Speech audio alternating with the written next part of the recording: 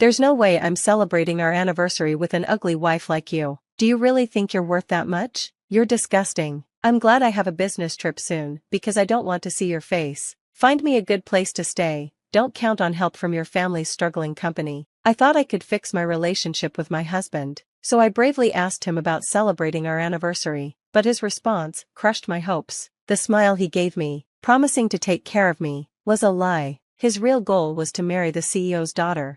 Even though my father is the CEO of a construction company, his office is just a small part of our house. When my husband found out, he looked down on me and started treating me badly. On our anniversary, he made it clear he was spending the night with another woman. He left me feeling hopeless, smiling as he left. I come from a family in the construction business. After college, I worked as an admin assistant to help support the family business. I didn't want to depend on them, so I moved out when my grandmother passed away and started living alone in her house.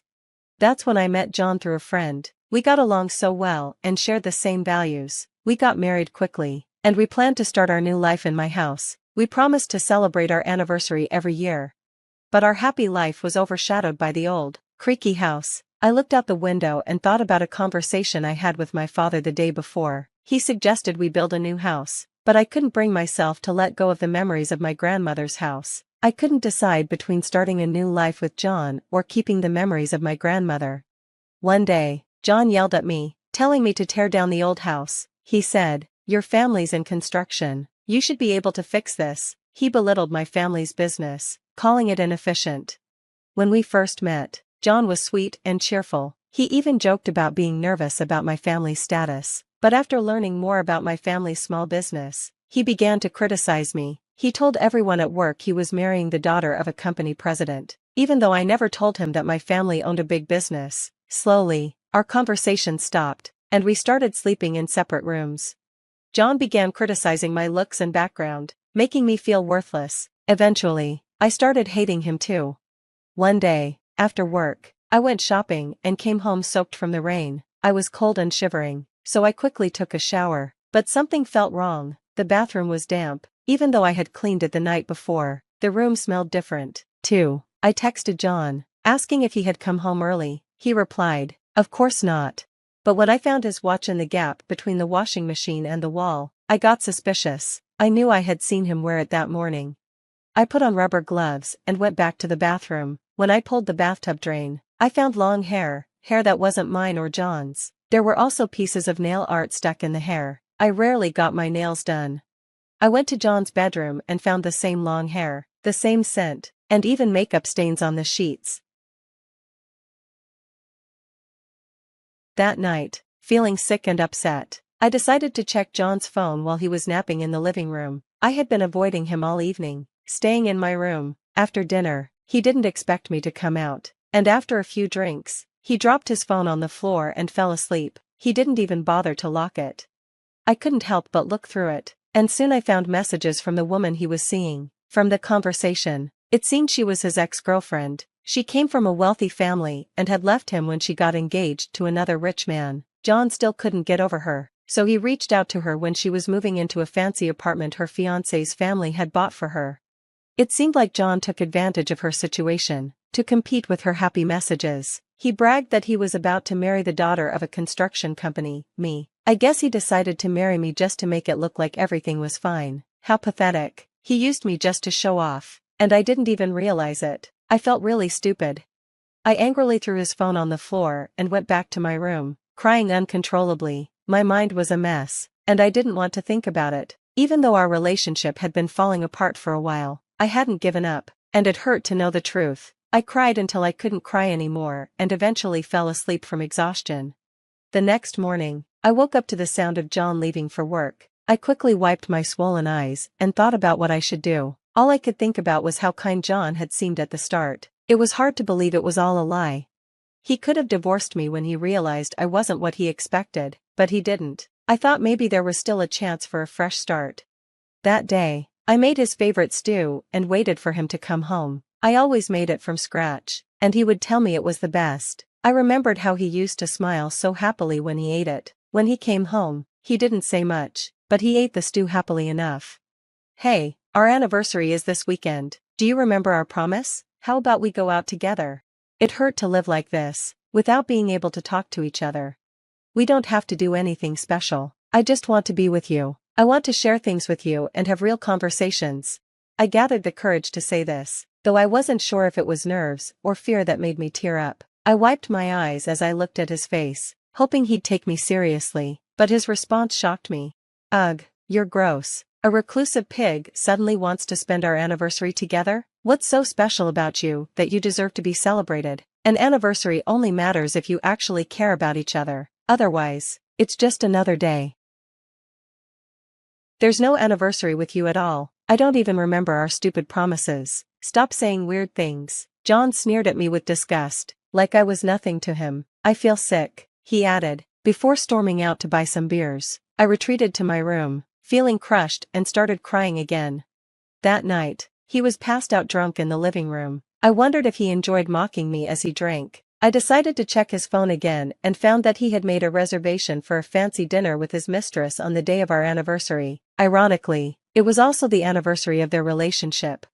It hit me, everything about our marriage had been a mistake. There was never any love from him. I was just a status symbol to him, a way to maintain a comfortable life. I collapsed, trembling with no tears left.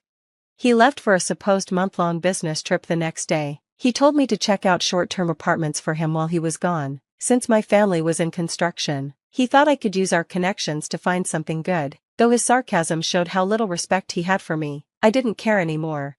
I knew his business trip was just an excuse to spend time with his mistress before her wedding. Checking his phone had become a regular habit. I hated myself for it, but it gave me the information I needed.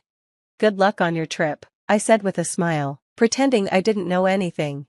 The next week, I made a call, set things in motion, and rushed to get ready. I was excited and relieved to finally take action. 1 month later, while I was at work, John called me several times. I didn't answer at first, but his calls became annoying. When I stepped out to answer, I was shocked by what I heard. "Where is the house? It's gone. And the land's up for sale. What's going on?" John was yelling so loudly, I didn't need to put the phone on speaker. "Well, you told me to get rid of it quickly," I replied calmly. "I asked my father to help. What's wrong with that?" John was furious. "There's no way your small business could do this in a month. Who helped you with this? Don't try to fool me." I kept my voice even, though I was barely holding back laughter. "You looked at my parents' house and assumed it was small and nothing special, but did you ever look deeper into my family's business?" John started searching frantically on his phone. He was stunned when he realized the company on the sign was one of the biggest in the area. "We're not just a construction company," I continued. "We handle demolition and building too." The land sold well, and the demolition was completed in a week. It was the last big project of the year, and it was a gift to me from my grandmother. I'd been struggling with the decision, but in the end, I'm grateful it helped me make it. "Thank you so much," I said cheerfully, though I could imagine how pale and shaken he must have been. He started panicking. "Did you throw away my stuff? My computer? My work files? Do you even realize what you've done?" I smiled. "Of course not. My stuff went to my parents' house, and yours went to the right place. It's a little early, but consider it your Christmas gift from me. The boxes should be arriving today. The sender's name is yours, and I've written the address. I'm sure you and your people can sort it out." John was too frantic to even respond, and I could tell he was too panicked to hang up properly. As I expected, and he didn't, the recipients of the package arrived. "Can you please explain what's going on?" a man's voice said. It was the fiancé of John's mistress. I had sent John's belongings to their condo, using the address I found in his messages. I also included photos of John and his mistress at the hotel and their condo, sending them to the fiancé and his family, who were well known in the area. On the phone, John and his mistress were shouting at each other. The fiancé, furious at what he discovered, broke off their engagement, and it seemed like legal action might follow. When the dust settled, John realized he was still on the phone with me. Enraged, he started cursing me. "You're ruining my life. I'll make you regret this forever," he screamed. I was calm as I responded. "You deserve everything that's happening to you. How dare you blame me after everything you've done? I'll never forgive you. This is the end." I hung up on him and immediately contacted his workplace, where I'd already discovered signs of his wrongdoing through his messages. Next, I called his parents and told them everything. I had considered holding back in case he apologized sincerely, but I didn't owe him anything anymore. John was fired that day. His furious parents disowned him. In one swift blow, he lost his job, his house, his wife, and his family. It was clear he wouldn't be able to stay in the town much longer. We officially divorced soon after. I made sure to secure a large alimony settlement. John's mistress also faced consequences. Her parents abandoned her, and her ex-fiancé took her to court for fraud, demanding a huge sum in compensation.